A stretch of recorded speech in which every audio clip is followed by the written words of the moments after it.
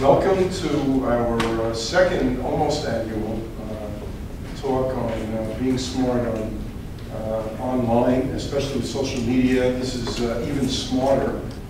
All right.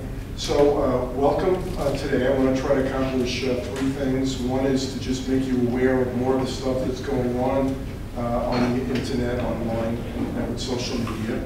Secondly is to scare the heck out of you by virtue of all the stuff that's being done to hack you, track you, and everything else. And then the third thing is to offer a bunch of what I hope are useful tips. And if anybody's got a question or comment at any point in time, please feel free. Wow. For those of you that know my autistic skills, that was a lot to do this. I had to do it a second time. How many of you are on Facebook? How many have a Twitter account? Fewer than that. How many have a blog? How many of you follow a blog? I know which one you follow. Okay. How many of you have an iPhone? How many of you have a smartphone? How many of you text all the time? How many of you have email? What's the difference between texting and email? Yeah. It's more personal because it's going straight directly. Yeah, you're just kind of chatting. You're going back and forth, right? The whole purpose of texting is it's not just you say, hi, how are you? You go back and forth through a thread. Whereas email tends to be a more formal message. It's something that you can save, put into categories. Email is considered to be legal documents, so when companies are investigated for things, their email can be subpoenaed. All right, but email is a much different system in terms of permanency and formality, the length of letters, the ability to use attachments, etc. How many of you participate in Groupon or anything else, Living Social, any of it? Okay. How about Foursquare? Any Foursquare people? Do you know what Foursquare is?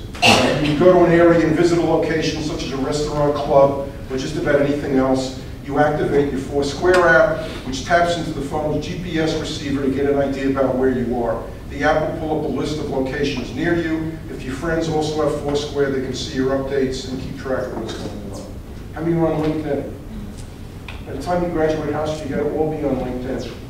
You see that number now, it's over 200 million people. When I gave this talk the last time, there were 120 million people. Almost every employer is going to be looking for you on LinkedIn, even if you're not actively looking for it.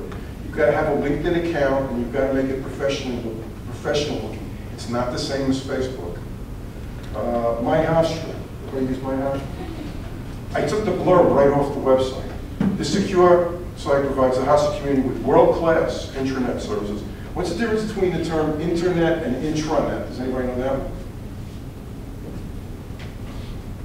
The internet, which we all use, is something that's open to the general public. All right, it's the World Wide Web.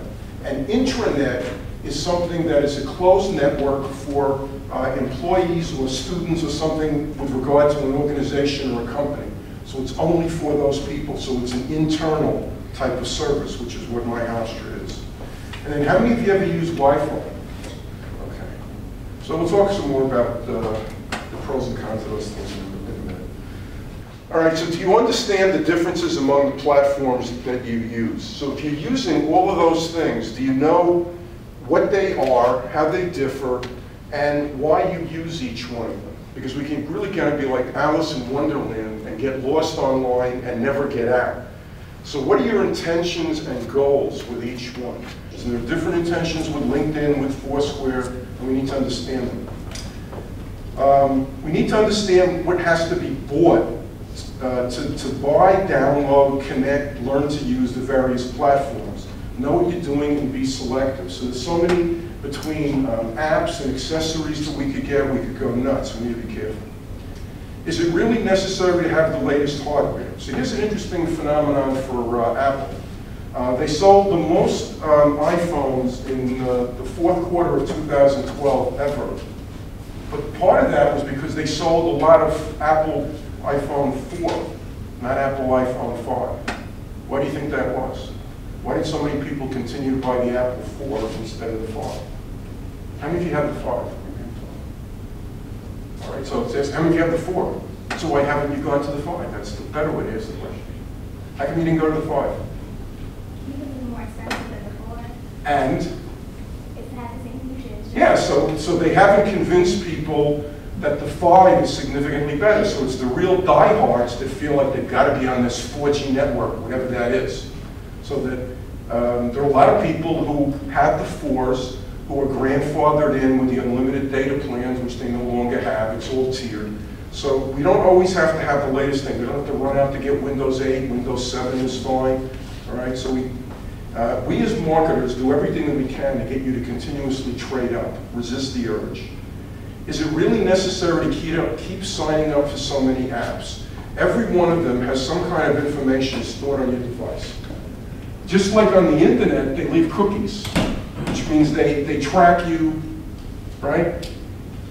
So if you're not going to use your apps, don't have them. There are some people that have literally, how many do you not use? Oh, close enough, I don't use them. Get rid of them. Blast them. How should you approach each social media platform that represents you with regard to the style or look you use? So let's take Facebook versus LinkedIn. So Facebook, our pictures tend to be more casual, more informative, more informal, more all geared towards our friends. Okay, LinkedIn, for those of you that have a LinkedIn account, what does that picture look like? Using the same picture as Facebook? So what is that picture? More professional. Hmm? More professional. More professional. So maybe a tie, clean shaven. And another decision you have to make is how active a participant you want to be versus just a visitor. So for example, if I have a blog, it gets hit a lot every day, but the percentage of people who view it, who are actual followers, is relatively low. So being a follower means signing up for email and getting bombarded with an email at least every day. That's all from I want. So let's go into